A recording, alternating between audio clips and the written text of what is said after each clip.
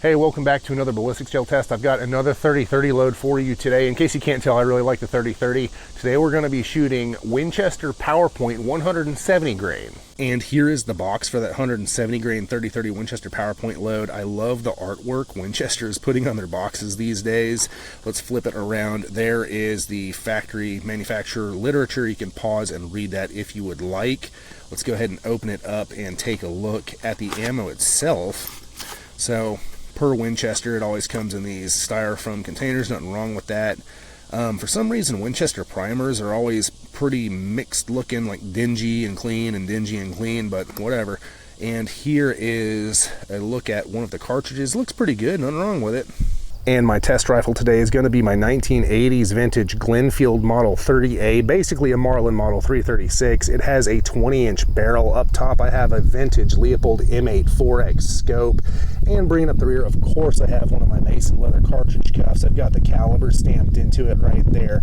Check out my website, masonleather.com. I would absolutely love to make you one. And let's come around to the other side. I want to show you, I've got my white-tailed deer design on this one.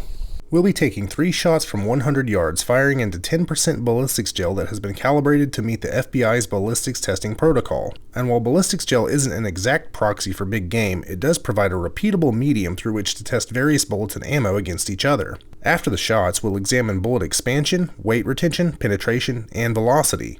My goal is to provide hunters like you and I with the most objective information possible to help us make the best choice for our particular hunting situation.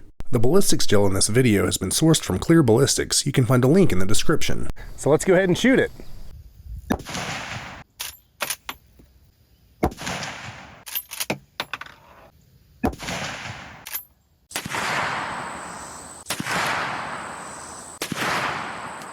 And I'm down here at the blocks after shooting those 170 grain Winchester PowerPoints out of the 30-30. We managed to capture 2 bullets.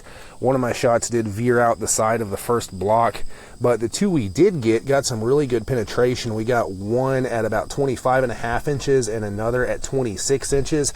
That is pretty darn good penetration, but similar to the 170 grain Federal Power Shock load that I tested, we're not seeing just massive wound cavity in the first block.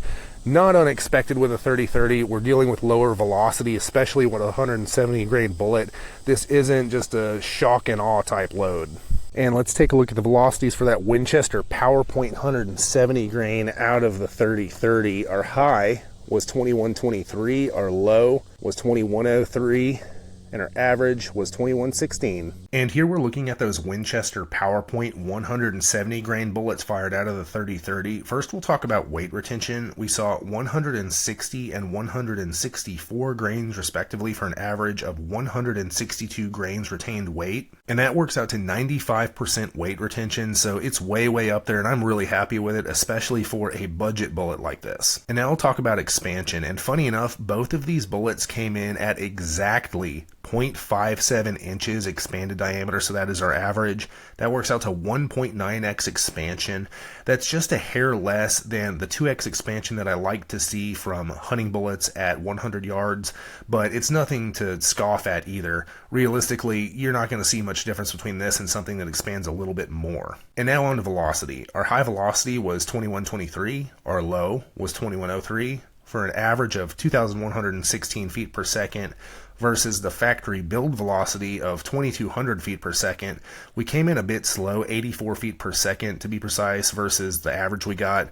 Nothing surprising there. The overwhelming majority of factories are testing their ammunition in 24-inch barrels, which makes just about no sense because in almost every caliber across the board, people are using 22, 20, or even shorter barrels depending on the cartridge, especially with 30-30. The vast majority of 30-30s are 20-inch barreled carbines. It's got to be more than 10-1. I know there's some 24-inch barreled ones out there, but I wish factories would use realistic barrel lengths. And also, realistically, velocity is the last thing that I'm worried about. And now on to penetration. We got very good penetration, 25.5 inches and 26 inches for an average, if you want to split the difference, of 25 3/4 inches of penetration. So it was almost exactly the same between both shots. That's some pretty darn good penetration, nice and deep. I think that has to do with it being a somewhat heavy for caliber bullet. You know, most 30-30 rounds are either 150 or 170 grains, some lighter, some heavier, but those are the two main weights, and this is the heavier of the two, so you're probably going to see deeper penetration. I don't know about you, but I'm happy with it, and that's going to go through just about anything that I need it to. All right, y'all, time for my final thoughts on that Winchester PowerPoint 170 grain load out of the 30-30 Winchester. If you watched the last video that I put up that went live, it was the Federal PowerShock 170 grain load, and the results for this Winchester PowerPoint 170 grain load mirror it almost exactly, so we'll go over it. 95% weight retention, it's way up there. It's a heavy bullet, not going particularly fast. You're probably going to retain most of the weight, and that's what happened. We got 1.9x expansion, not quite as much as the Federal PowerShock bullet, but right on par with it. I think that's pretty darn good for a 170 grain 30-30 bullet.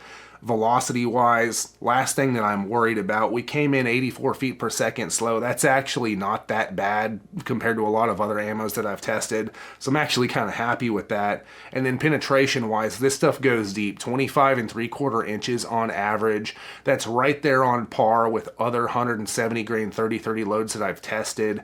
If your rifle shoots this stuff better than the others, I say go with this. If your rifle shoots other stuff better than this, I say go with that. Either way, I don't think you're going to lose with this ammo. I have some big news. Lots of you have emailed me or commented how much value you get out of my videos. And you've asked me, how can you be a part of this and help support the channel? Well, I got to work and now I have a way. I've created a Patreon account where you can join me in helping our fellow hunters. Click the link in this video's description and watch my Patreon welcome video, where I describe to you how your help will impact this channel and our community of hunters as a whole. And when you join me on Patreon, you'll get a lot more than I can give you here on YouTube. You'll have to go watch that welcome video linked in the description to find out the details. I'll see you there. Hey, if you enjoy these videos, check out my website masonleather.com and get yourself some leather gear handmade by me just for you. I've been handcrafting leather gear for hunters for over a decade, and I would love to make you something. The link is in the video description. And check out my channel for more hunting ammo ballistics gel tests.